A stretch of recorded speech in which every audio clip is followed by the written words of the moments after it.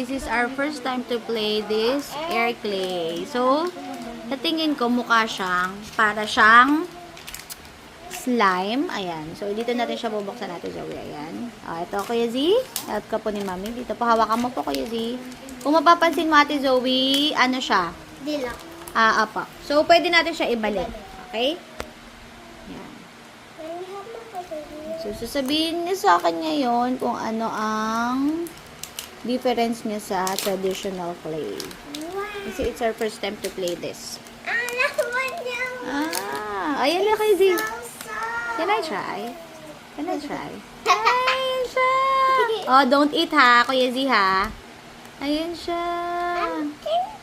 Ayun. So, ano advantage niya sa sa clay? Yun nga, ingat sa malagay sa damit. Super soft. Kuya Z. Kuha na muna, Kuya Z. Ito kay Kuya Z. Parang meron siyang Kasi ang slime may pagka-watery no?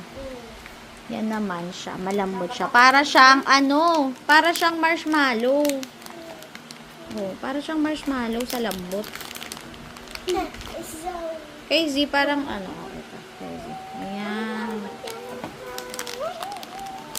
So, very good preparation to, lalo sa writing, sa motor skills. Ayan. Parang nakakawala din siya ng ng stress. Ayan. Sensory play. Yay. Yun lang, parang may amoy siya. Ayan. So, anong gagawin nyo po? Ano pong gagawin yung design? Wow. Ano pong gagawin mo, Ate Zoe? Maybe a flower. Flower. How about you, Z? I'm making a duck. Duck? Ang duck? Duck. Duck.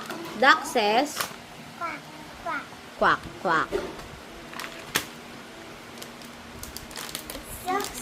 Pero wala siyang parang wala siyang matitira dito sa kamay.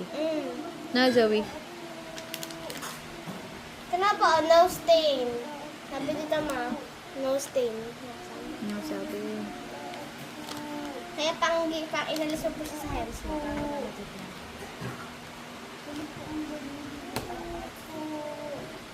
Okay. Do you love it? Bye-bye. Bye, Kuya.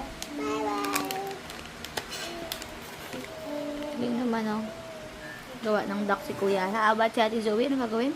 I'm just gonna play it. And I just stop playing. Ang sarap hawakan. Air clay.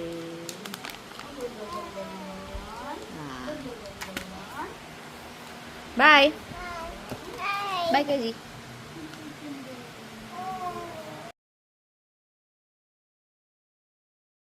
Hello, hello. So, ano na po ang nagawa niya sa air clay?